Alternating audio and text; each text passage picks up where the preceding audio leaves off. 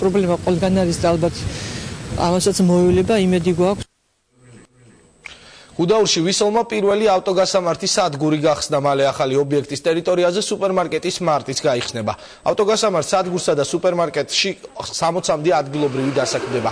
ავტოგასამართ სადგურზე დასაქმებულ პირებს სპეციალური ტრეინინგი ჩაუტარდება. ყველა თანამშრომელი დაზღვევითა და უფასო კვებით ისარგებლებს. წლის ბოლომდე ვისოლის ქსელს კიდევ რამდენიმე ავტოგასამართი სადგური შეემატება.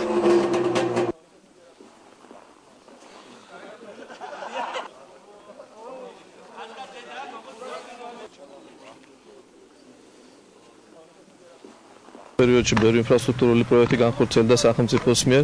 ამის ნათელი მაგალითი არის გუდაურის განვითარების პროექტი.